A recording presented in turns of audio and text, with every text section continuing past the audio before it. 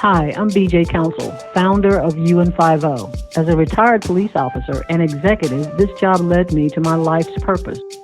I served humans experiencing varying levels of crisis, trying to get jobs, housing, educational needs, health care, but due to personal barriers or overworked systems, these humans aren't able to obtain life's simple goal of just being stable.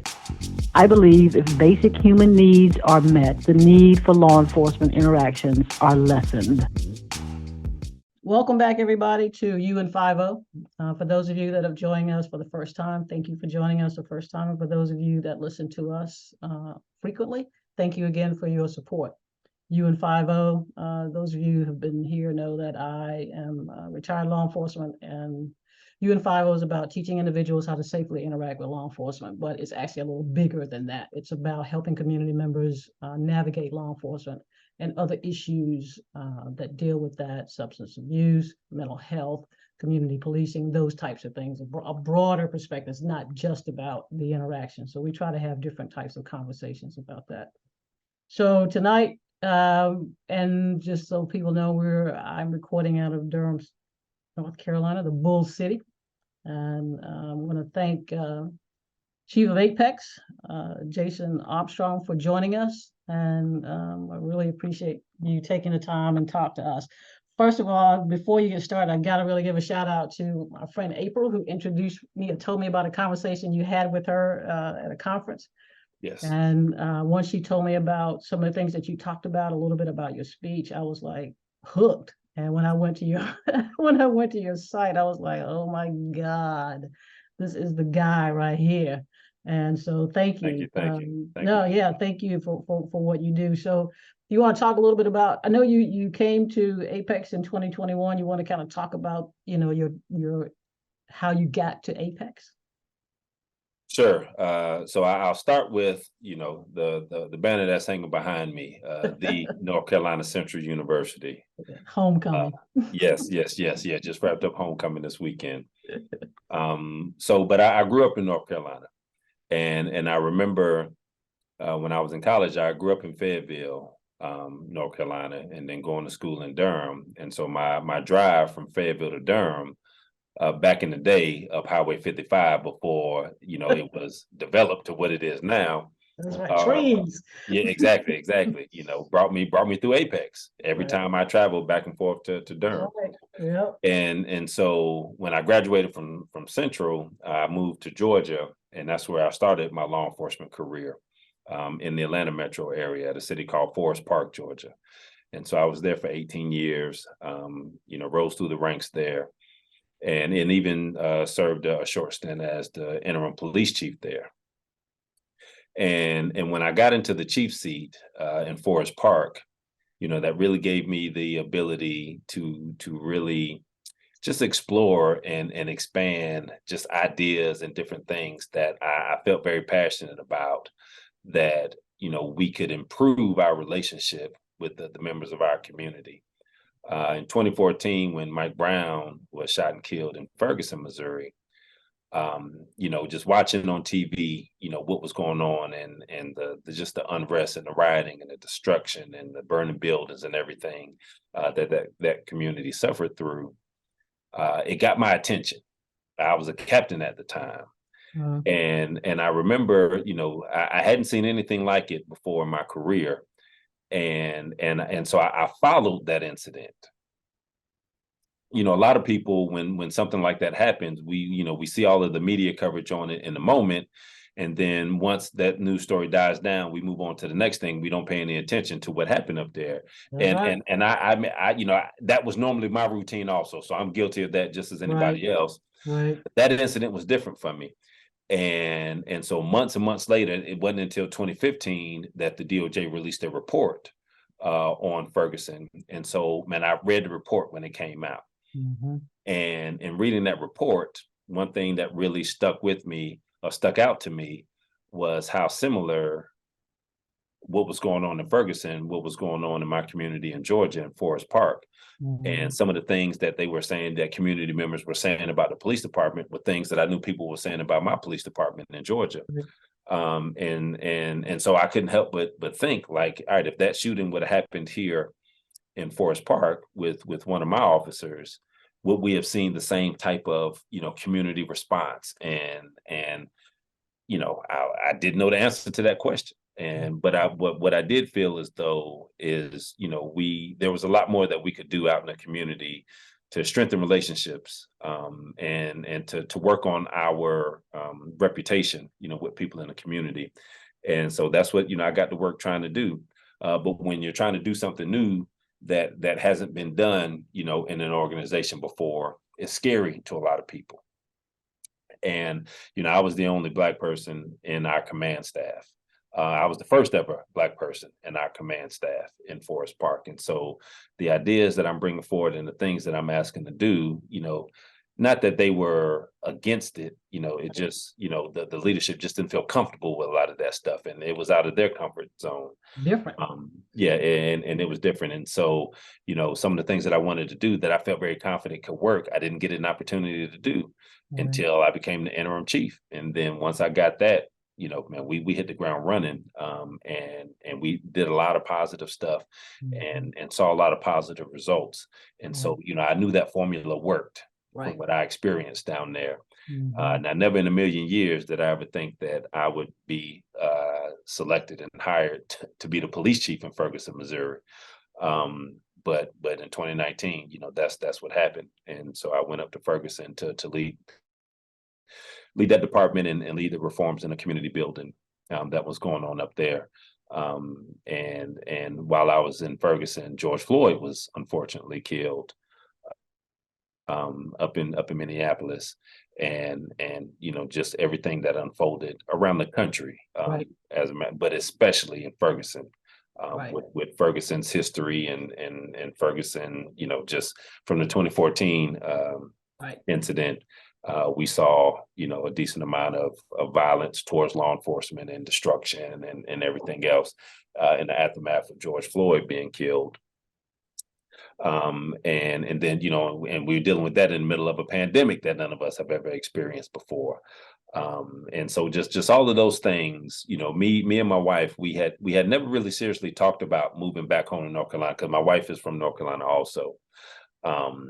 But after being in Ferguson for a couple of years, and just everything that was going on, family dynamic and everything, we started thinking about it, and then this opportunity came open.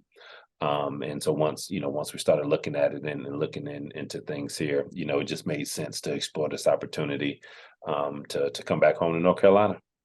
Cool. Thanks for that. I had your bio from Ms. Garcia. Thumbs up to her. She's awesome. Yes, very much so. Yeah, I mean, very much so. Give her a shout out, man, because people, those are the individuals you don't see, but they're the ones that keep the building standing. Yes, they make me look good. Yeah, they make you look good. You talked about the report that came out of DOJ after Michael Brown, and I read that too. And the other part of that, I mean, I know you obviously being in law enforcement, saw stuff that you could change in the agency. What I took away from it, obviously, were some of that stuff too, but also the stories that the media doesn't go back and talk about. The witnesses that saw what happened and why they found the officer not guilty because of the things that were happening. And so for me, a lot of work that I try to do is like you said, all they see is what happens on a 30-second loop on the media and the press and go on about the business. But when you start digging into it afterwards, then you go, oh, that didn't exactly, a little bit more to that story than just them, feeding you this for the next, few minutes. So yeah, I mean, I try to talk to people about that. Did you know that, there were a lot of witnesses who were African Americans that said, at least one or two, I think, said they would have shot him sooner. And that's not information. That's, nobody talks about that. Yeah. So those types of things is information that I try to make sure in those spaces that the full story is told.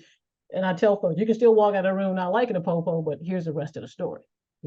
Yeah, and with that incident, when I got to Ferguson, a lot of people, naturally asked me questions about that incident and what were my thoughts on it. And here's the thing is we will never know 100% truth of what happened out there that day. Right.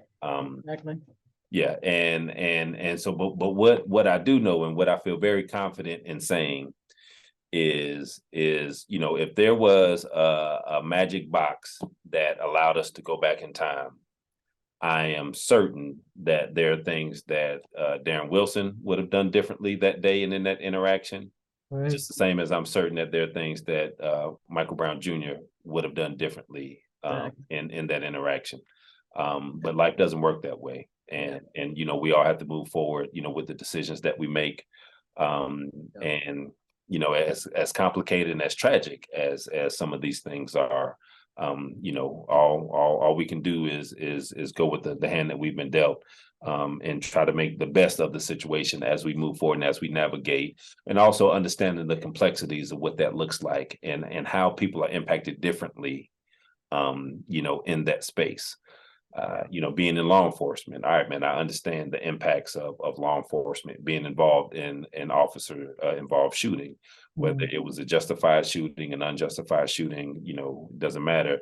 But also the same as, all right, man, being a Black man in the United States of America, I understand the complexities that are associated with that at times. Exactly. And being in this profession and having both of those dynamics at play for you.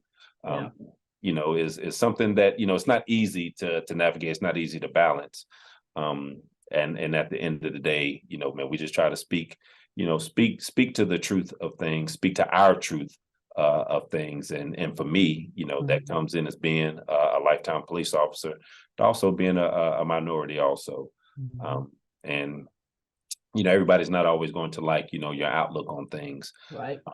And that's, that shouldn't be your aim. Your aim should be is to speak about, what your experiences are, what your lived experiences are, and how you bring those lived experiences, with you along this journey, and how you show up in the spaces that you show up in, to try to help. Or to try to, build understanding or build community, or just knock down some of the differences that we have with one another. Yeah, and I appreciate you saying that too, because it is about navigating, especially as being African Americans in law enforcement, because a lot of times you walk into a space and instead of seeing you as a human being, all they see is a uniform, and they don't understand the story. And then also, your colleagues, just because you're a white male does not mean you're racist. And then unfortunately, in this climate, that's what we're dealing with. It's just, trying to let folks understand, please judge that individual, because, the work is, Chauvin doesn't work for Apex, North Carolina, so don't apply that, try to let folks know, have that, if you're having an interaction and it's not a good interaction, it's the individual officer. And gauge it from that perspective. So I kind of wanted to talk about your message. I'm not laughing. I love it, man. I want religious stuff. Your message from the chief, and you kind of talked about it already. I really appreciate you starting out, the community, and I know you know this, but I want the community to know, folks that listen, if they want to check it out. You start out, we're hoping that they can find information that's useful to them. That's the first thing you kind of talk about, right? Then you kind of go into why you're here and your family and all that. So I really appreciate that. But what really kind of was two things that sold me was the first thing was the statement. So who is Jason Armstrong, right? And I appreciate that, because one of the things that you're a human being first, right? You're not defined by that uniform. And I think that's just so cool that you do that, to remind it's Jason that you're talking to. It's not, you're talking to the chief, but you're really talking to Jason. Yeah. And so I appreciate that. And I think that is so cool that you do that. And I think that's the way we need to be. We need to make sure people understand we're human beings and we're interacting with other human beings. And as you say, whatever that lens is you're bringing into that space, and recognize that that's that other human's interaction, that's that other human's perspective. So I appreciate you on that level, just doing that. I was just a fan of that. And so the other thing is that also on there, the whole thing about telling the community, which is imperative, and what I try to preach to them is telling the community members not just how to interact with police, but telling them how to ask the agency how they want to be served by law enforcement. And then if they're not, to be complimentary of the work that you're doing, if they believe you're doing a good job, but also if you're not, hold you to expectations. So I guess how do you with that, for me, that's kind of how you start with this, getting the support of the community. So kind of talk about that a little bit, that philosophy. So the number one thing that can impact your persona, your perception in the community is if people feel as though, one, that you're not approachable, and two, that you don't care what they tell you about or what they bring to you. Right. And so one thing that I preach is us having a customer service approach to how we do policing. Now, that doesn't mean that the customer is always right, and I always have to remind people about that. You can be customer service focused, but that doesn't mean that the customer is always right. And so what I love to have in the interactions that I love to have is I always want people to know in the field, if nothing else, that the Apex Police Department is going to be responsive to you. Now, that doesn't equal that you're going to like what that response is, or that response is always going to be in your favor, or you're always going to be happy with us. That's not what that means. Right. But we're always going to be responsive to you. And so what we're trying to build here is an organization that understands that how we have success and the measure of our success is tied to our connectedness to the community. Our connectedness to the community, and then our connectedness to one another inside this organization. And if we understand that, and if that is at the foundation of what we're trying to build, it's going to be hard for us to fail in that. It's going to be hard for us to fail in that. And so, all the ways that people can get in contact with us and communicate and bring information to us, we want people to take advantage of that.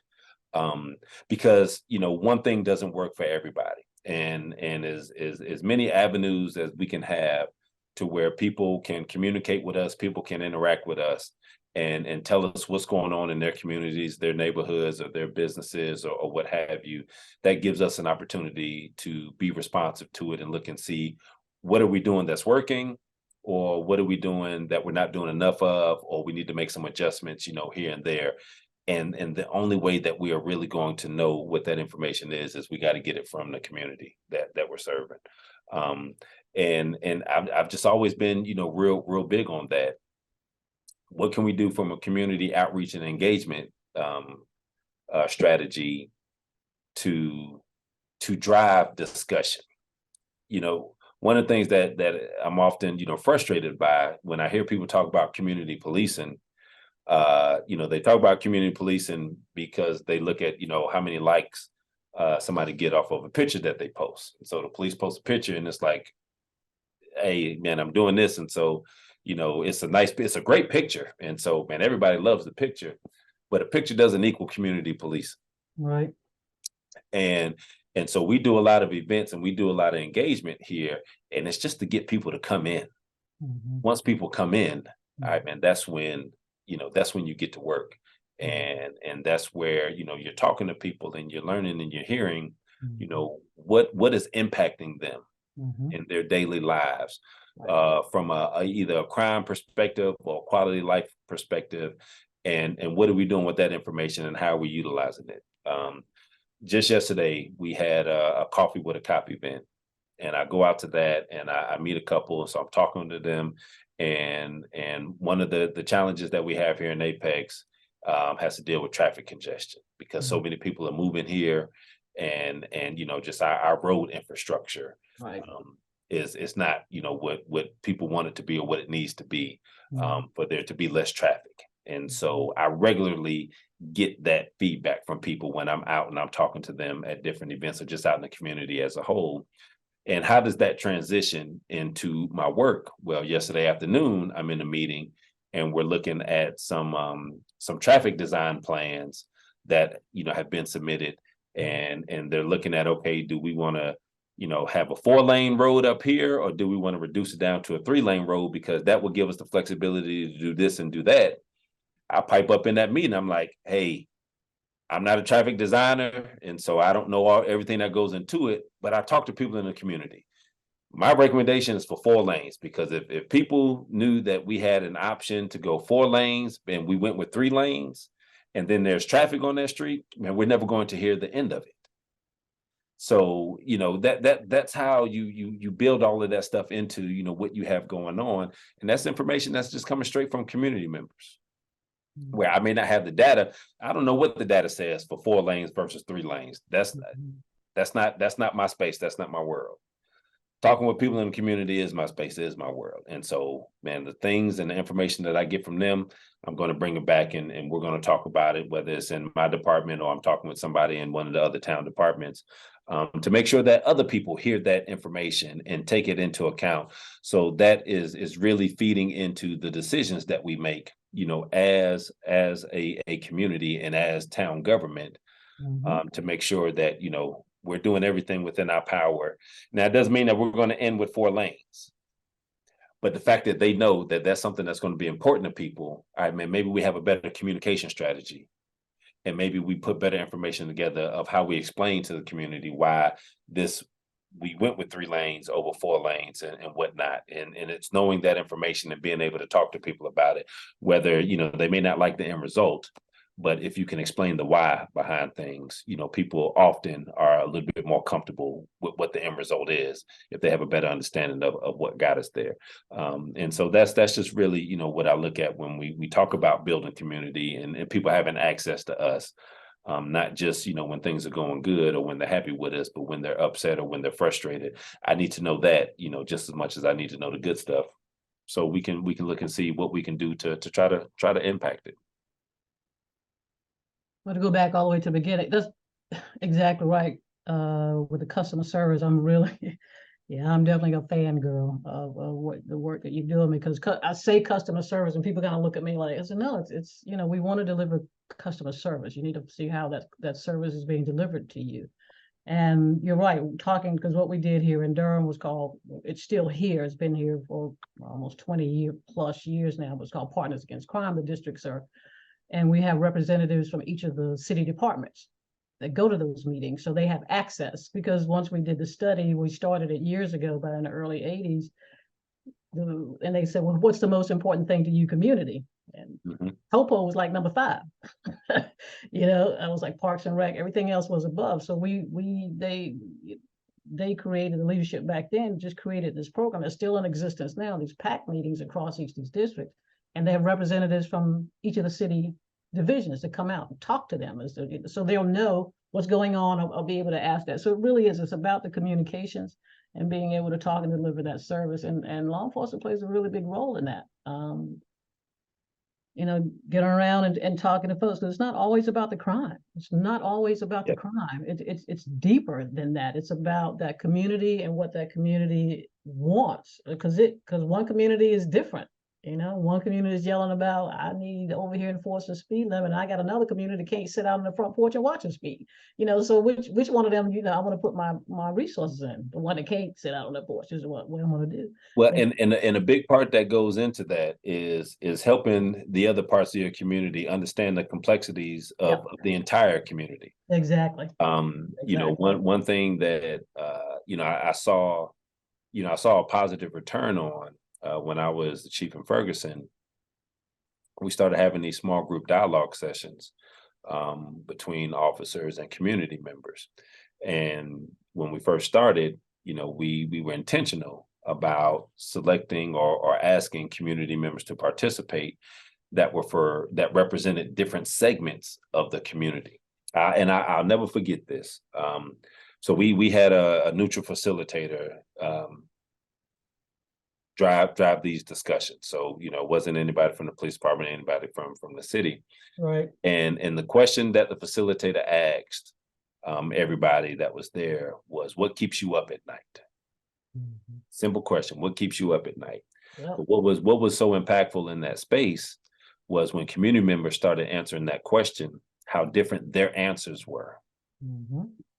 How different their answers were, but then also understanding, okay, this person lives in this part of the city, right. This person, and where it's not a long distance. We may be talking 2 miles away, 2 blocks. Yeah, a mile or 2 miles away, and it was a completely different, just a completely different experience, Exactly. living in the same town, and so for them to hear that coming from another community member, Yeah. that was impactful, because for me as the chief, or any of my officers, we go around to all of the neighborhoods and the community meetings and everything, and so we get all of the questions, and we get the questions that are specific to that community, so that's what I'm speaking to. And a lot of times people want to see more of us. I don't see officers enough, and I want to see them more, and I get that. What we have to help people understand is one, when we don't have enough officers to have an officer on every street. No police department in the world has that. Right. And we also have to look at the things that are impacting all the communities. And so I'm not saying that, your issues are less important than anybody else's Right. issues, but because of the complexities with some of the issues that we have to deal with, sometimes I have to put more resources in other areas. Because if somebody breaks into your car, and I hate for anybody to be victimized, and Right. I've had my car broken into before, so I understand the impact that somebody feels when you feel violated, and to that end, and somebody breaks into your car and they steal something, and I want to be there to catch that person. I want my officers to be there to catch that person. But it is a difference in how we have to deploy resources, where if over here the issue is somebody's property being stolen, versus over here where the issue is somebody's life being lost to violence. Or when we have violence over here, how we have to put so many resources over here to, Right. one, try to address that effectively, but then Mhm. also two, to make sure that the violence doesn't escalate because of what has happened. Mhm. It's hard as a police chief, man. It is hard to tell that to people, that, hey, how you're being victimized is not, it's not at the level where I can put more resources over here, because I have other issues, I have other problems going on over here. But that's, I mean, that is what is required, and those are the conversations that we have to have, and that we have to, we have to explain to people at times. And there is no easy way to say that, but that's where the relationship building piece of it is important, because if you show up, and if you show up as often as you can show up, Mhm. and people get to know who you are as an individual. And I tell people all the time, man, you know, Jason Armstrong is who I am. Chief Armstrong is what I do. Mhm. Okay. And so, man, if people get to learn who Jason Armstrong is, Right. and they get to know my heart, and how passionate I am about everybody in my community, Mhm. all the areas of my community. And I wish that nothing bad ever happened anywhere. Mhm. But we know, man, bad things are going to happen. Mhm. And there are people out there that look to take advantage of, to prey on, people, in that way. But people knowing that as things happen, we're going to be responsive to that. Like it's all connected. This whole thing is connected in the work that we're trying to do, where if people trust that, man, we're going to be responsive to their needs. If they email the police chief, that I'm actually going to take the time to respond to their email. Now, depending on how busy I am, it may not be that same day, but I am absolutely going to respond to it. Or if they wish to talk to me on the phone, man, I'm going to call them and I'm going to talk to them, and hear them out, and try to work through any issue, that they bring forward, where I may not give them the answer that they want to have. And oftentimes I'm not able to, but I'm always going to take the time to make myself available, to have that interaction, to have that dialogue with them. And while they may leave out of my office or leave out of the building, unhappy that I didn't change what they wanted me to change or whatnot, but I also feel that there's an appreciation there, that, okay, man, this individual cared enough about my concerns or the issue that I had, to take that time to try to explain, or to hear me out. And that's what we should all be aiming for, in my opinion. Yeah, I mean that's the bottom line. The little I think the fact that just talking to people and letting them know, I think, the incident I was telling that I had to deal with the same thing. I mean, as long as you're honest and open with individuals, they understand. I mean, and then you still give them the service, the best that you can, as long as they understand the complexity.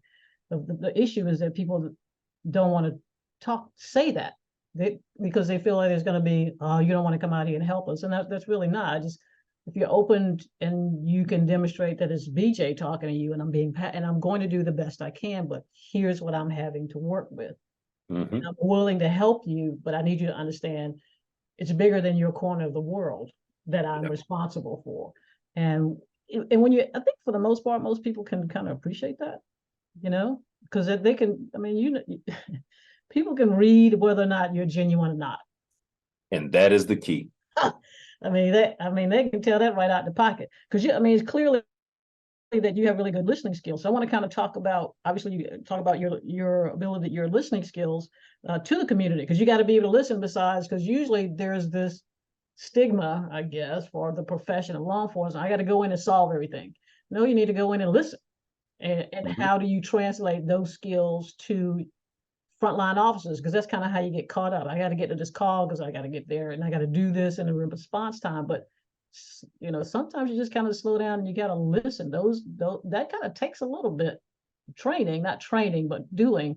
So how do you let them know, based on the skills that you have, do a little listening first before you start making decisions and trying to solve folks' problems? I think it all goes back to, what do you want your department to be known for? What reputation do you want your agency to have? And like I said, for me, it's the customer service piece. And so to that end of, officers taking the time to listen is, man, I don't want to rush any officer on any call. And so, man, we had an old saying of, take the time that you need on the call, but also need the time that you take. And so don't just get out there and just milk a call. And we have all worked with people, over the decades. I can say that we're both old enough over the decades that, was notorious, where if you saw them on a call past a certain point, like, they not working that call anymore. They don't want another call. And so, man, they're gonna get everything that they can get out of that one. Right. And so, for supervision, for, my frontline supervisors, understanding, the nuances of that, to where, when you have people on calls. And I really think, BJ, that's where the evolution of body cameras really helps us to be able to hone in on that. Here in my agency, we have mandatory video reviews that supervisors have to do. And so those are some of the things, that we look for. Like, it's not just about like looking for violations and, trying to catch somebody doing something wrong. It's about improvement. Yes. It is really about improvement and getting better. And how do we help people get better? And so having that video, snapshot, that video proof that we can sit down and talk with a young officer, say, hey, man, you did a really good job of navigating this call and taking the time and to do this and to do that. And we really, really encourage, everybody to, the system. We have a personnel management system. And so we're able to give compliments and all of that stuff. And so when somebody has done a good job, like, hey, man, go in there and put a compliment, so they get that positive reinforcement, so they can see, like, we're not just looking for the bad things or the mistakes that people make. Cool. But then when we have that example of, okay, man, we could have done a better job here, here are the things that we could have done better. The more of that we can catch on our own. So the more of that we can catch internally, we're able to fix those problems and address those things, because I would much rather us find out about them and work with individuals to where, their next interaction, they're more equipped and they're better equipped to handle it better, versus we don't have any mechanisms in place, to audit ourselves to see how good we're doing. And so the only thing that we have to rely on is a community member coming to complain to us about something, or coming to say something positive, something good. We should be seeking out that activity just as much as, we want the community to share that stuff with us. And just understanding laying out the expectations, so people understand, like, what is the Apex Police Department? What are we about? Yeah. And what do we want to show? What do we want to represent? Cool. Is a big way that we go about, trying to manage and navigate that. So, our officers that are out there, like, they understand, what is important to us. Right. And anytime I find out about an officer that has done something, whether a community member sends something to me or whatnot, I try to make sure that I acknowledge that, and I send them a message, or I note it in the system so they supervisors see it. Just let them know, like, hey, like, this is what I'm looking for. Yes. I appreciate this right here. There you go. This is representative of what we want to see in Apex. Right. And a lot of it just has to deal with taking the time and spending the time with people, to make them feel as though, hey, you are the most important thing to me right here, right now, because they are. Yeah. You're creating that culture that people always talk about. What kind of culture is there? So since you said compliance, I want to go ahead and segue in the thing that really kind of was driving, one of the big factors was your non-sworn civilian internal affairs. I'd like for you to talk about it, and also during your discussion, I'd like to know whether or not, I'm sure there are other agencies that do that, but it was the fact that you're doing it. I'm not aware of anybody else that does it. Okay, I want to make sure, because somebody asked me about it. I don't think nobody else is doing that, because I was telling some friends of mine down in Kinston about it. And I said, the Apex can do it. So here's so how all that came about. So when I was in Ferguson, we the town hired I gotta explain this first. So BJ, consent decree. You familiar with consent decrees? Yes, and just we have a show just now by Bob Scales, who is okay. Yep, I know Bob. Yeah, Gotcha. Okay, so he was on my podcast, my last podcast, talked about it. But just briefly, consent decrees is the federal government comes in if identify agencies who have a pattern of practice of basically bad stuff, and the federal government comes in and they do whatever they do, investigate, and then it's a consent decree for the departments to do stuff. Go ahead. Yes, and so the consent decree is a document that lists out all of the mandates that you have to meet. So in Ferguson, our consent decree was 465 paragraphs long. Jeez. And so just consider each paragraph is something that you have to do. Right. And you have to show compliance with doing it. Yeah. We had 465 paragraphs of that. Mm-hmm. So before I got there, they had always had a sworn person in the position to manage the consent decree in Ferguson. So it's called a consent decree coordinator.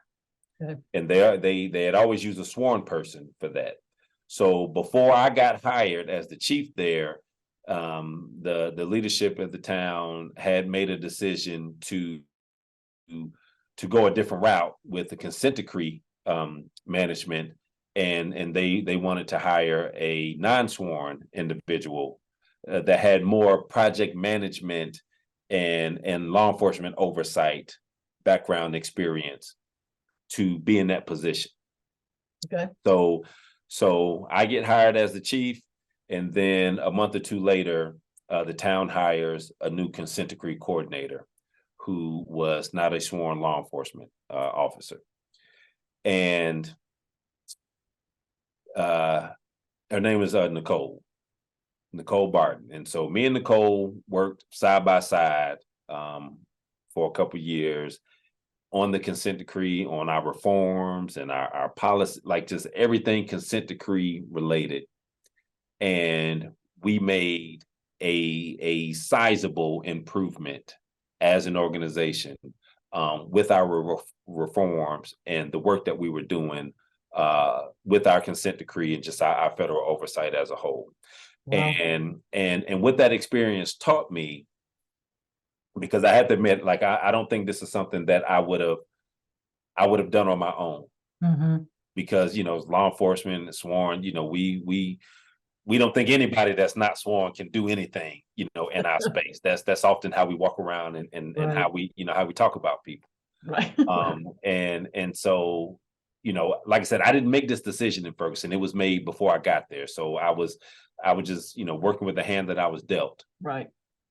But the benefit that I saw in working in that environment, and then also, we had a civilian review board that we had to work with. And so Nicole, she was the liaison to the civilian review board. And so now you have a civilian that's leading that charge that is working, with our group of civilians. And there was just a different connection there. It's just a different connection there. And what I saw in that space is that, it wasn't as confrontational as the discussions, typically are when there's a sworn person that is trying to explain things to the review board, or heck, even when I was trying to explain things to the review board.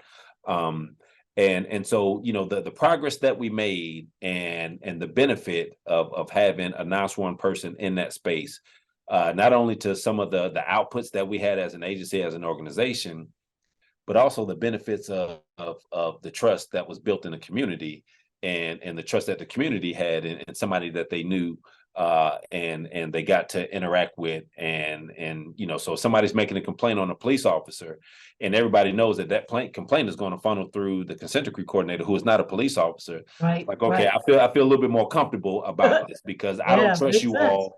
I don't trust Mhm. you all to investigate your own. And that's often, that's Yeah, often how people feel. And that's what that's we right. hear when we talk to people out in the community. Yep. So, Yep. so Yeah. when I came here to Apex, I was like, all right, I'm gonna take that same ideas. Now, granted, I don't have a consent decree here, Right. but so with the position that I had in Ferguson, so Nicole, her position was not a part of the police department. Okay. It was just a part of the town, but it Right. wasn't part of the police department. Gotcha. And so what I wanted to do coming here was kind of create that same position and do a lot of similar work and oversight of our organization, and auditing, and just all of the things that we need to be looking at and paying attention to make sure that, man, we're doing the best that we can do, and that we're improving where we need to improve, and we're Mhm. holding ourselves accountable. If we have any problems, all right, I want us to find out about them as quickly as possible so we can address them and handle them and fix them and correct them. um and then also, having somebody that, is not a police officer, that is not sworn, from that community facing piece, where, I mean, if you file a complaint, if you don't like the service that one of my officers provided, I mean, the person that's going to be calling you, that you're going to be working through, that man is not a police officer and has never been a police officer here. And I just felt that there was, real power in that, Yeah. and a benefit in how we navigate those spaces. So, when I got here, I created the position. And so why I say I don't think it exists anywhere else, because I remember when we was trying to put together the job description, and Right. when HR got back with me, they was like, Chief, like we doing all the searching. We can't find anything like this anywhere. I was Right. like, because I don't think it Awesome. exists anywhere. Wow, that's great. That's great. I love it. I mean, that is, I- well, I'll be one of the folks out here telling folks, when I meet law enforcement folks, that that's just the way to go, because it's just too much I don't trust. Because the work that I do, and one of the driving reasons I even started a business, being a police executive, and I would hear folks say, especially in the Black community, I'm not Mhm. filing a complaint because I don't trust y'all to do that. And Yep. so, the conversation is, come on, boo, you can file a complaint, because if I don't know, I can't do nothing about it. Mhm. So I don't need you coming to me after my officers have done something, you talking on WRAL. I need to know now. And Yeah. trying to break down and get them to understand. Yes, and the work that you're doing is identifying issues prior to that event happening, or removing that officer from your agency if that need be. But I also believe that a lot of this happens on the street, because you're not going to know all of it. And so there Right. there is some responsibility for our community members to hold us accountable. And instead of waiting for something to happen, and then they go, well, yeah, I knew BJ was always like that, but you ain't tell nobody. You Yeah. ain't tell nobody. So yeah, I'm glad to hear that you're it. And so I'm going to be out here pumping that out, that idea, what you've done, because I think people need to know about it. Other agencies should probably take hold. Uh, the other thing, the last thing I want to talk about or ask you about was that diversity, because my friend also talked about you Diversity has nothing to do necessarily with one's ethnicity. You are more about the diversity should just represent the community. And I think I'm mainly talking about, just because I'm old school, is that whole dress code thing that you want your officers to Oh, reflect the members. You kind of blown that out of the water from what I understand from my friend, and I can appreciate that, because I think she was telling me the story about you went across the moat, and the hmm women in uniform look like women, and, yes, and over here, women in uniform look like the next guy. They yes. don't make police uniforms or police belts for women. They don't. And Yeah. so kind of give us a little bit of insight onto that, and then I'll probably be ready to let you go home. Yeah, so like I said, I took a law enforcement. I did a program overseas many years ago, and I remember being over there, and as I'm interacting, with their officers and stuff, like it was something I was like, all right, man, the female officers over here just seem different, and it took me a couple of days before it clicked in my mind before it registered. It's like the reason that I keep saying that they is just something different about them is like they look like women. Like they look like women. They were wearing their hair down. Some of if they chose to do so, Right. wear their hair down. They had different, kind of uniforms. I remember the shoes. The shoes was a big one. Like now it wasn't heel. Well, I don't know, like wedges or something. Like they were able to wear different type shoes. Okay.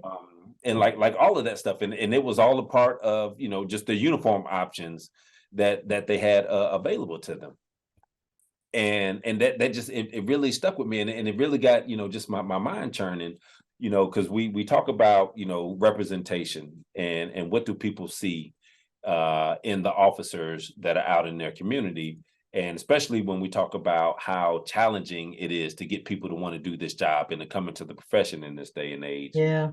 where will we have a better opportunity to recruit people and try to encourage people to come in this profession if when they looked at our officers, man, they saw a version of themselves represented in us. Right. And so that goes way beyond just the pigmentation of somebody's skin. Yes. And so, man, when I got back, some of the changes that I made, in policies, had to deal with hair. I loosened the restrictions, on hair where, all right, man, your hair can come down and can touch your collar. Just Right. like things like that. Earrings, we Yeah. changed our earring policy where, man, I don't restrict my males from wearing earrings if they choose to wear earrings. Like Right. that's where society is. Yeah. Yeah. Um, Yeah. and fingernail polish, like all of those things, we relaxed a lot of that stuff, tattoo policies, beards, and all of that stuff. And I'll never forget as a younger officer who has tattoos. So I have tattoos and stuff. And I remember I came into work one day and the chief had changed the tattoo policy, or had rolled out a new tattoo policy to the organization and had restricted tattoos from being visible. So it didn't matter, in Atlanta, Georgia, if it's 100 degrees outside, if you had tattoos on your arm, you had to wear long sleeves, to cover it up. Right. And but we never got a chance to ask any questions about, like, I mean, why is that policy going in, and what is the negative outlook on it? Because I can't tell you how many conversations I've had with people because they saw I had a tattoo. It's like, oh man, you a police officer with a tattoo? Hey, let me look at that, and what does that mean? And it gets a conversation started. Yeah. There you go. And so just all of those nuances that make up and represent the people in our community. Yes. I felt that we were doing ourselves a disservice if we didn't try to capture that, for the people that are coming in here to work for us, and for them to feel more comfortable and more welcome, and to feel like, I mean, they can be themselves when they come here and do this job for us. Then also people out in the community to see, somebody that looks like them, where, my male officers, they can have cornrows, if they desire. And we have officers that may have locks and different things like that, where back when we first got into the game, Yeah. BJ, Yeah. Nope. please. And they wouldn't, if you walked in the building and you had locks or cornrows, they wouldn't even hand you an application. They're like, nah, this place isn't for you. No. And so, you know, we got to think like how many quality people did Yeah. we not even open ourselves up to Exactly. being able to come in and do this job Exactly. because you know, some of the restrictions and the policies Mhm. that were put on the books that people, you know, back when the profession was more one-sided, where now, I mean, that's not the profession that we have today. And we have to, you know, we have to be more open-minded and what that looks like. Um, and we got to take some risk. You know, everybody in the community is not going to be, you know, supportive of that. And I get it, but you know, man, I can stand on, you know, the reason why I made some of the decisions that I made. Um, and you just, you know, you have to be comfortable with that. Yeah, it's a different day and it's a different generation too. And so, and those individuals that are out there now, they're more diverse, they're more willing to accepting, and it's not so like you said. I mean, I'm definitely way older than you as far as, you know, coming in and those I sat around with the table. I mean, I recognize where they came from, but you know, we were able to work together. You know, we Mhm. knew, you know, you go home your way and I'll go home my way, but when we come to work, we work. But still, we got to understand it's a new generation, and we want that next generation. And I tell folks that next generation is in the building. You know, the future is sitting in the building. They're sitting in the cars. They're in the leadership roles now, and it's coming. It's happening now. You just got to identify that. So, I appreciate you taking the time. I you know, I like your philosophy and the climate that you created, and I kind of want to thank you for doing this.